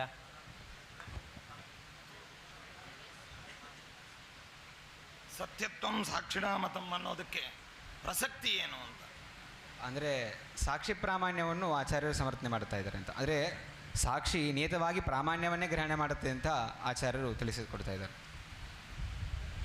ಬ್ರಹ್ಮಣ ಅರ್ಥಕ್ರಿಯಾಕಾರಿತ್ವಂ ಸ್ವತಃ ಉತ ಪರತಃ ಪರತಸ್ತ್ವೇ ಕಿಂ ಬಾಧಕಂ. ಪರತಸ್ತ್ವೇ ಬಾಧಕಂ ಕಿಮಿತಿ ಚೇತ್ ಬ್ರಹ್ಮ ಪರಾಧೀನ ಅಂತ ಅದ. ಪರತಃ ಯಾಕೆ ಹೇಳು ಶೋಕ. ಬ್ರಹ್ಮತ್ವರ್ಥಕ್ರಿಯಾಕಾರಿ ಸ್ವತೋ ವಾ ಪರತೋಪಿ ವಾ ಪರತೋಪಿ ವಾ ಅಂಥೇಳಿ. ಸ್ವತಃ ಪರತೋವ ಸ್ವತಃ ಅಂತ ಹೇಳ್ತೇವೆ. ಸ್ವತಃ ಪರಿಣಾಮ ಆಗ್ತಾನೆ. ಬ್ರಹ್ಮನು ಯಾರು ಕೂಡ ಅನರ್ಥರೂಪವಾದಂತಹ ಪ್ರಪಂಚವಾಗಿ ಪರಿಣಾಮ ಹೊಂದಬೇಕು ಅಂತ ಬ್ರಹ್ಮ ಇಚ್ಛೆ ಪಡೋದಿಲ್ಲ. ಅರ್ಥಾತ್ ಪ್ರೇಕ್ಷಾವಂತನಾದಂತಹ ವ್ಯಕ್ತಿ ಈ ರೀತಿ ಇಚ್ಛೆ ಪಡೋದಿಲ್ಲ ಅಂದಮೇಲೆ ಸರ್ವಜ್ಞನಾದಂತಹ ಬ್ರಹ್ಮನು ಕೂಡ ಅನರ್ಥಿ ರೂಪವಾದಂತಹ ಪ್ರಪಂಚವಾಗಿ ಪರಿಣಾಮ ಹೊಂದಬೇಕು ಅಂತ ಇಚ್ಛೆ ಪಡೋದಿಲ್ಲ ಅಂತ. ಇನ್ನು ಪರತಃ ಅಂತ ಹೇಳಿಬಿಟ್ರೆ ಕಿಂಚಿತ್ ಅಧೀನವಾಗಿ ಬ್ರಹ್ಮ ಪರಾಧೀನ ಅಂತ ಆದ. ಹಾಗಾಗಿ ಪರತಸ್ಥವಾಗಿಯೂ ಕೂಡ ಬ್ರಹ್ಮ ಆಗಲಿ ಪರತಃ ಅಂತ ಹೇಳೋಣ. ಅವಿದ್ಯಾ ಅಂತ ಹೇಳಬೇಕು. ಅಲ್ಲ, ಏನಿದೆ ಅದಕ್ಕೆ ಖಂಡನೆ ಏನಿದೆ ಅಲ್ಲಿ? ಸಾಮಾನ್ಯ ದೃಷ್ಟಿಸ್ತಸ್ಯೇವ ಬ್ರಹ್ಮಣ ಕಿಂ ತದೊನ್ನಿಗ ಪರತಸ್ತ್ವೇನ ಚ ಪ್ರಮಾ. ಪರತಸ್ತ್ವೇನ ಚ. ಸತ್ಯ ಅನ್ನುವ ಶಬ್ದಕ್ಕೆ ನಿತ್ಯ ಅನ್ನುವ ಅರ್ಥ ಅದು ಹೇಗೆ ಬರುತ್ತೆ ಅಂತ ನಿಷ್ಪತ್ತಿಯನ್ನು ತೋರಿಸಿ ಶ್ರುತಿಯಲ್ಲಿ ಪ್ರಯೋಗವನ್ನು ತೋರಿಸಿ ಅದನ್ನು ಸಮರ್ಥನೆ ಮಾಡು. ಒಂದು ರೂಢಿ ಪ್ರಕಾರ ಇದೆ, ಇನ್ನೊಂದು ಯೋಗ ಪ್ರಕಾರ ಇದೆ. ರೂಢಿಯಲ್ಲಿ ಹೇಗೆ ಅಂತಂದರೆ ಸದಾತನಂ ಸತ್ಯಮಿತಿ ನಿತ್ಯಮೇವ, ಇದು ಯೋಗ ಸದಾತನಂ ಸತ್ಯಮಿತಿ ನಿತ್ಯಮೇವೋಚ್ಯತೆ ಬುಧೈಹಿ ಅಂತೇಳಿ ಇಲ್ಲಿಯೂ ಕೂಡ ನಿತ್ಯ ಅಂತ ಅರ್ಥವನ್ನು ಇಟ್ಕೋಬೇಕು. ಇನ್ನು ಏತತ್ ಸತ್ಯಂ ಬ್ರಹ್ಮಪರಂ ಹೇಗೆ ನಿಷ್ಪತ್ತಿ ತೋರಿಸಿ ಮೊದಲು. ಸತ್ ಯಾವ ಶಬ್ದದಿಂದ ಸತ್ಯ ಶಬ್ದವು ನಿಷ್ಪತ್ತಿಯಾಗಿದೆ? ಸತ್ ತನು ವಿಸ್ತಾರ ಸತ್ಯಂಬ ಅವ್ಯಯ ತೆಪ್ರತ್ಯಯ ಬಂದು ಸತ್ಯಂ ಅಂತಾಗಿದೆ. ಸದಾ ಸದಾ ಅರ್ಥ ಸದಾ ಸದಾ ಅಂತ ಅರ್ಥ ಆಗತ್ತೆ. ಸದಾ ಶಬ್ದದಿಂದ ಸದಾ ಶಬ್ದದಿಂದಾಗಿ ನಿತ್ಯ ಅಂತ ಅರ್ಥ ಸಿಗದ್ದಾಗತ್ತೆ. ಏನು ಏತತ್ ಸತ್ಯಂ ಬ್ರಹ್ಮಪರಂ ಅಂತ ಹೇಳಿದಾಗ ಶ್ರುತಿಯಲ್ಲಿ ಏನು ಹೇಳಿದ್ದಾರೆ ಅಂತಂದರೆ, ಅಂದರೆ ಈ ದೇಹ ಎಲ್ಲ ನಾಶ ಆದಮೇಲೆ ಅವಶಿಷ್ಟನಾದವನು ಯಾರು ಅಂತ ಹೇಳಿ ಪ್ರಶ್ನೆ ಮಾಡಿದಾಗ ಅಲ್ಲಿ ಹೇಳಿದ್ದು ಏತತ್ ಸತ್ಯಂ ಬ್ರಹ್ಮಪರಂ ಅಂತ. ಅಂದರೆ ಬ್ರಹ್ಮನಿಗೆ ಆಶ್ರಯನಾದಂಥ ಬ್ರಹ್ಮ ಇಲ್ಲಿ ಆಶ್ರಯನಾಗಿದೆ ಅಂತ ಹೇಳಿದ್ರೆ ಜೀವನಲ್ಲಿ ಆಶ್ರಯನಾಗಿದ್ದಾನೆ ಅಂಥೇಳಿ ಇಲ್ಲಿ ಸತ್ಯಂ ಅನ್ನುವಂತಹ ಶಬ್ದದಿಂದಾಗಿ ನಿತ್ಯ ಅನ್ನುವಂಥ ಅರ್ಥ ಸಿಗತ್ತೆ ಅಂತ. ಆಕಾಶಸ್ಯ ಬಾಹ್ಯೇಂದ್ರಿಯ ಗ್ರಾಹ್ಯತ್ವಂ ಕುತಃ ನ ಅಂಗೀಕ್ರಿಯತೆ, ಚಕ್ಷುನೇಂದ್ರಿಯ ಗ್ರಾಹ್ಯತ್ವಂ ಕುತಃ ನ ಅಂಗೀಕ್ರಿಯತೆ. यदि बाह्येन्द्रियग्राह्यत्वम् अंगीक्रियते आत्मपवनयोरपि बाह्येन्द्रियग्राह्यत्वं स्यात् इति. आत्मपवनयोरपि बाह्येन्द्रियग्राह्यत्वं स्यात्. चक्षुरेन्द्रियग्राह्यत्वं कुतः न अंगीक्रियते? इह पक्षी नय पक्षी अथवा अत्र आलोकः इति. ಇಹ ಆಲೋಕಃ ಎಂಬಲ್ಲಿ ಇಹ ಅನ್ನುವಂತಹ ಶಬ್ದಕ್ಕೆ ಆಕಾಶ ಅಂತ ನೀವು ಅರ್ಥ ಮಾಡ್ತೀರಿ ಅಂತಂದರೆ ಆ ಆಕಾಶವು ನಮಗೆ ಯಾಕೆ ರೂಪಿದ್ರವ್ಯ ಅಲ್ಲ, ಅದರಿಂದಾಗಿ ಆಕಾಶವು ಚಕ್ಷುರೇಂದ್ರಿಯದಿಂದಾಗಿ ಗ್ರಹಣೆ ಮಾಡಲಿಕ್ಕೆ ಸಾಧ್ಯ ಇಲ್ಲ. ಯಾಕೆಂದರೆ ಮಹತ್ವೇ ಸತಿ ಉದ್ಭೂತತ್ವ ಅನ್ನೋದು ಇರಬೇಕು. ಹಾಗಾದರೆ ಆಕಾಶದಲ್ಲಿ ಮಹತ್ವ ಇದ್ದರೂ ಕೂಡ ಉದ್ಭೂತ ರೂಪ ಇಲ್ಲ, ಅದರಿಂದಾಗಿ ಚಕ್ಷುರೇಂದ್ರಿಯದಿಂದ ಗ್ರಹಣ ಅಂತ ಹೇಳಲಿಕ್ಕಾಗೋದಿಲ್ಲ. ಯುಕ್ತಿ ಏನು ಹೇಳಿದ್ದಾರೆ? ಯುಕ್ತಿ ಅಂದರೆ ಬಾಹ್ಯೇಂದ್ರಿಯ ಗ್ರಾಹ್ಯ ಆಗಲ್ಲ, ಸಾಕ್ಷೀಂದ್ರಿಯದಿಂದಲೇ ಮಾತ್ರ ಗ್ರಾಹ್ಯ ಅನ್ನೋದಕ್ಕೆ. ಯಾಕೆಂದರೆ ಜಾತ ಬದಿರಸ್ಯ ಜಾತಿ ಬದಿರಾಣಿ ಆಕಾಶ ಪ್ರತಿಭಾಸ ಅನುಪತಿ ಪ್ರಸಂಗ. ಯಾಕೆಂದರೆ ಜಾತಿ ಬದಿರರಿಗೆ ಅವರಿಗೆ ಶಬ್ದ ಗ್ರಹಣವೇ ಆಗೋದಿಲ್ಲ. ತಾರ್ಕಿಕರು ಹೇಳಿದ್ದು ಶಬ್ದಾಶ್ರಯತ್ವೇನ ಆಕಾಶ ಸಿದ್ಧಿ ಆಗತ್ತೆ ಅಂತೇಳಿ, ಜಾತಿ ಬದಿರರಿಗೂ ಕೂಡ ಇಹಾಲೋಕ ನೇಹಾಲೋಕ ಇತ್ಯಾಕಾರಕ ಪ್ರತೀತಿ ಬರ್ತಾ ಇದೆ. ಆದರೆ ಆಕಾಶದ ಪ್ರತೀತಿ ಜಾತಿ ಬದಿರನಿಗೆ ಇದೆ ಅನ್ನೋದು ನಮಗೆ ಹೇಗೆ ಗೊತ್ತಾಗುತ್ತೆ? ಜಾತಿ ಬದಿರನಿಗೆ ಆಕಾಶದ ಪ್ರತೀತಿ ಇದೆ. ಮೂರ್ತಾಂತರ ಅವಕಾಶತ್ವೇನ ಮೂರ್ತಾಂತರ ಅವಕಾಶತ್ವೇನ ಗೊತ್ತಾಗತ್ತಾ ಇದೆ. ಪ್ರಪಂಚೋ ಯದಿ ವಿದ್ಯೇತ ಎಂಬಲ್ಲಿ ವಿದ್ಯೇತ ಅನ್ನೋದಕ್ಕೆ ಪರರು ಹೇಳಿದಂಥ ಅರ್ಥವನ್ನು ಇಟ್ಕೊಂಡ್ರೆ ವ್ಯಾಪ್ತಿ ಕೂಡೋದಿಲ್ಲ ಅಂತ ವಿಷಯ ಬರುತ್ತೆ. ಅದನ್ನು ಹೇಗೆ ಅಂತ ತೋರಿಸ್ಬೇಕು. ಈಗ ಈ ಶ್ರುತಿಯು ತರ್ಕರೂಪದಲ್ಲಿದೆ. ಅವರು ವಿಧಾನವಂತಹದ್ದಕ್ಕೆ ಸತ್ ಅಂತ ಅರ್ಥ ಮಾಡ್ತಾರೆ. ಹಾಗಾಗಿ ಪ್ರಪಂಚ ಯದಿ ಸತ್ ಸ್ಯಾತ್ ತರ್ಹಿ ನಿವೃತ್ತಿ ಸ್ಯಾತ್ ಅಂಥೇಳಿ ಆಪತ್ತಿ ಇದೆ. ಇದು ಪರರಿಗೆ ಇಷ್ಟವೇ ಆಗತ್ತೆ. ತರ್ಕ ಅನ್ನುವಂಥದ್ದು ಅನಿಷ್ಟಾಪಾದನ ಆಗಬೇಕು. ಆದ್ದರಿಂದಾಗಿ ಸತ್ಯಂ ವ್ಯಾಪ್ತಿ ಹೇಗಾಯಿತು? ಯದಿ ಸತ್ಯಾತ್ ಯತ್ ಸತ್ಯಂ ತನ್ನಿವರ್ತತೆ ಅಂತ ಹೇಳಿ ಹೇಳ್ಬೋದಾ? ಇಲ್ಲ. ಯಾಕೆ? ತರ್ಕ ಅನ್ನೋದು ಅನಿಷ್ಟಾಪಾದನೆ ಆಗಬೇಕು. ಅಲ್ಲ, ವ್ಯಾಪ್ತಿ ಇದೆಯಾ ಅಂತ. ವ್ಯಾಪ್ತಿ ಇದೆಯಾ? ಯತ್ ಸತ್ ತನ್ನಿವರ್ತತೆ ಅಂತ ವ್ಯಾಪ್ತಿ ಇಲ್ಲ. ಯಾಕೆಂದ್ರೆ ಬ್ರಹ್ಮನಲ್ಲಿ ವಿಚಾರ ಇದೆ. ಬ್ರಹ್ಮನಲ್ಲಿ ಸತ್ವ ಇದ್ರೂ ಕೂಡ ಅಲ್ಲಿ ನಿವೃತ್ತಿ ಅನ್ನೋದಿಲ್ಲ. ಮತ್ತೆ ಅನಿಷ್ಟಾಪತ್ತಿ ಎಲ್ಲ ತೋರಿಸು. ಇವಾಗ ವಿಪರ್ಯ ಪರ್ಯವಸಾನ ಮಾಡು. ಯದಿ ನಿವರ್ತತೆ ತತ್ ಸತ್ಯಂ ನ ಅಂತ. ಯತ್ ಸತ್ಯಂ ಸ್ಯಾತ್ ತರ್ಹಿ ನಿವರ್ತೇತ. ಯದಿ ನಿವರ್ತತೆ ನಚ ನಿವರ್ತತೆ ತಸ್ಮಾತ್ ಸತ್ಯಂ ನಚ ನಿವರ್ತತೆ ಹೇಳ್ಬೋದಾ? ಪ್ರಪಂಚಕ್ಕೆ ನಿವೃತ್ತಿ ಅನ್ನೋದೇ ಇದೆ. ಅದರಿಂದಾಗಿ ನಿವರ್ತತೆ ಅನ್ನುವಂಥದ್ದು ಬರ್ತಾ ಇಲ್ಲ. ನಮ್ಮ ಪ್ರಕಾರ ಏನರ್ಥ ಅದಕ್ಕೆ? ವಿದ್ಯೇತೋತ್ಪತ್ತಿಮೇವ ಚ ಅಂತ. ಇದು ಉತ್ಪದ್ಯೇತ ತರ್ಹಿ ನಿವರ್ತೇತ. ಹಾಗಾಗಿ ನ ನಿವರ್ತತೆ ತಸ್ಮಾತ್ ನ ಉತ್ಪದ್ಯತೆ ಅಂತ ಹೇಳಿ ಹೇಳಬೇಕು. ಪ್ರಪಂಚಕ್ಕೆ ಉತ್ಪತ್ತಿ ಇದೆ ಅಲ್ವಾ? ಪ್ರಪಂಚಕ್ಕೆ ಉತ್ಪತ್ತಿ ಇದೆ, ನಿವೃತ್ತಿ ಇದೆ. ಇಲ್ಲಿ ನಾವು ಪ್ರಪಂಚ ಶಬ್ದಕ್ಕೆ ಪಂಚಭೇದ ಅಂತ ಅರ್ಥಕೊಂಡು ಇಟ್ಟುಕೊಂಡಿದ್ದೇವೆ.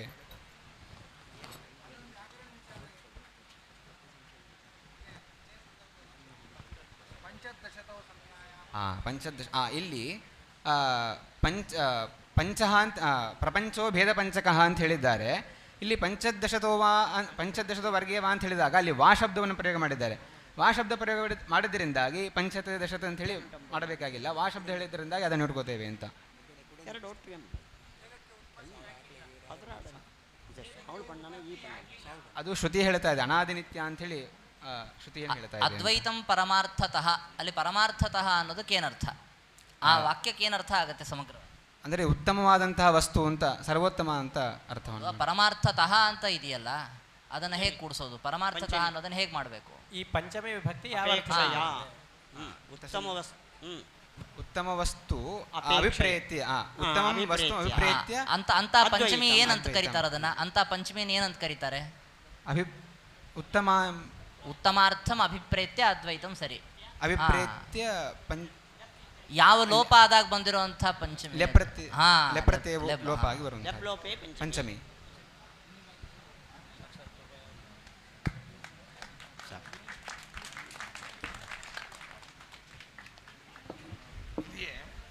ವಿಕಲ್ಪೋ ನಿವರ್ತೇತ ಕಲ್ಪಿತೋ ಯದಿ ಕೇನಚಿತ್ ಅನ್ನುವಂತಹ ಪ್ರಸಂಗದಲ್ಲಿ ವಿಕಲ್ಪ ಅಂತಂದರೆ ಯಾವ ವಿಕಲ್ಪ, ಯಾವುದರಿಂದ ಯಾವುದು ನಿವೃತ್ತವಾಗ್ತದೆ, ಆಗ್ತಿತ್ತು. ಕಲ್ಪೋ ನಿವರ್ತೇತ ಕಲ್ಪಿತೋ ಯದಿ ಕೇನಚಿತ್ ಅಂತ. ಮಾಯಾ ವಿಕಲ್ಪ ಅಂದರೆ ಅವಿದ್ಯೆಯಿಂದ ಕಲ್ಪಿತ ಅಂತ ಆಗಿದ್ರೆ ಅದು ನಿವೃತ್ತಿ ಆಗ್ತಾ ಇತ್ತು ಅಂತ ತಾತ್ಪರ್ಯ. ಯಾವುದು ಕಲ್ಪಿತವಾಗಿರ್ತದೆ? ಈ ಎಲ್ಲ ಪಂಚಭೇದ ಇತ್ಯಾದಿಗಳು ಅವಿದ್ಯಾ ಕಲ್ಪಿತ ಅಂತ. ವಿವಿಧ ಕಲ್ಪ ವಿಕಲ್ಪ. ಇದು ಸಾಕ್ಷಾತ್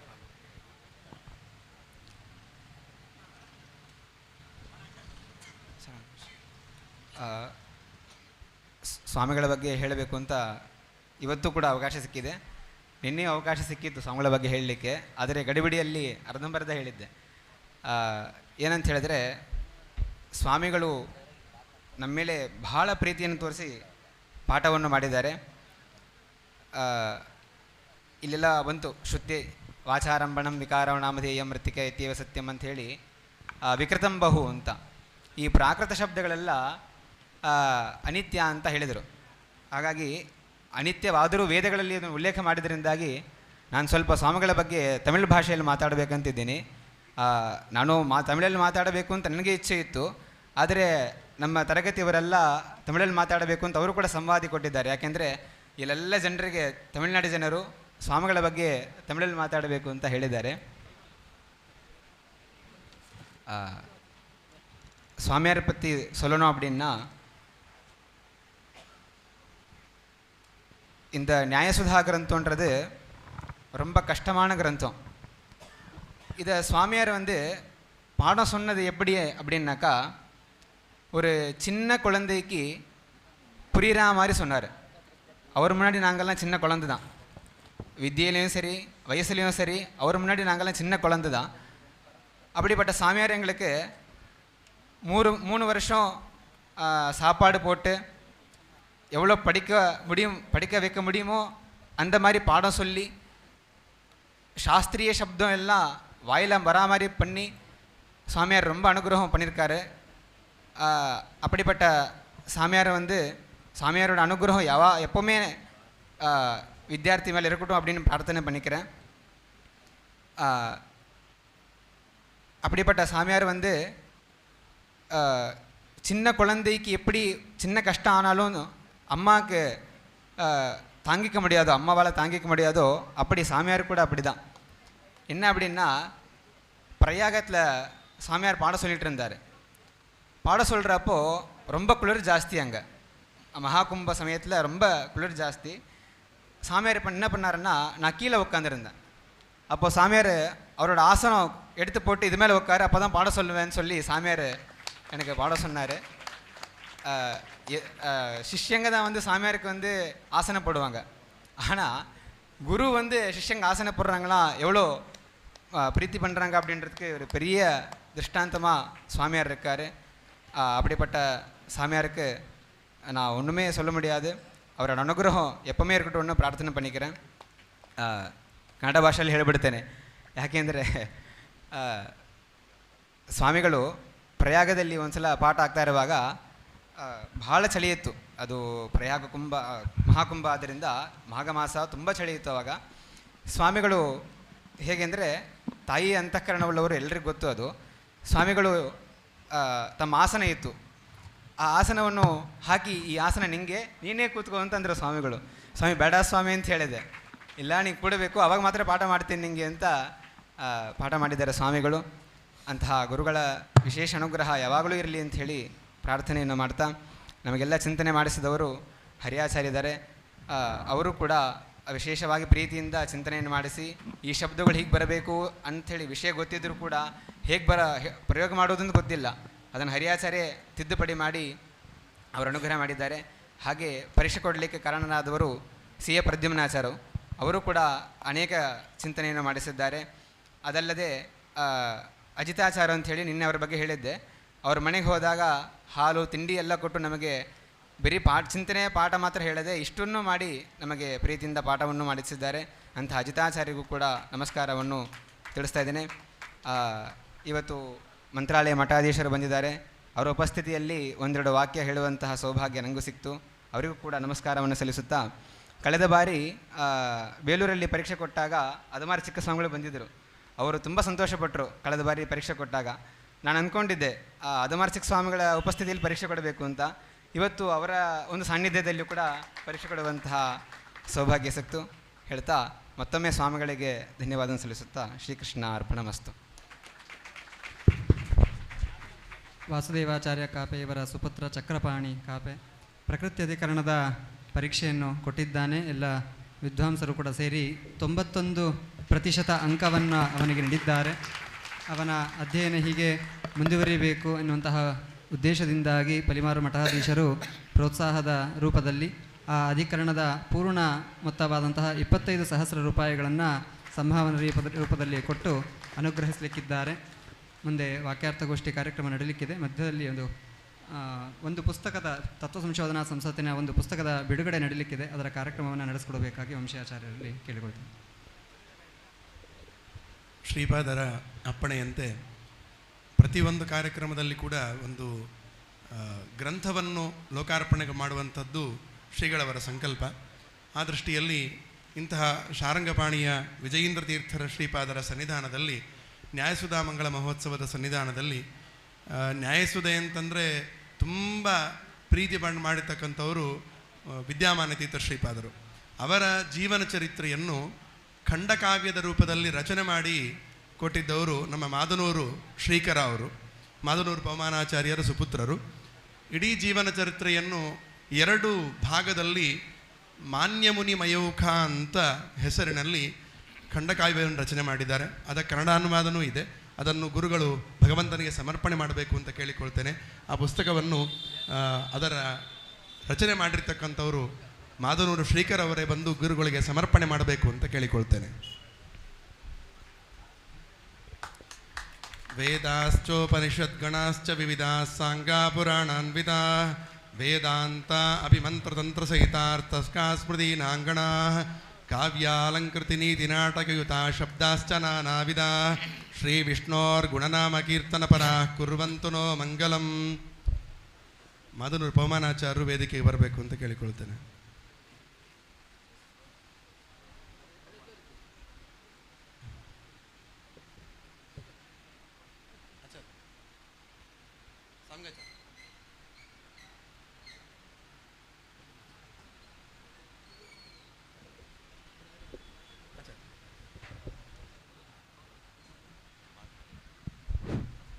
ಶ್ರೀ ಗುರುಭ್ಯೋ ನಮಃ.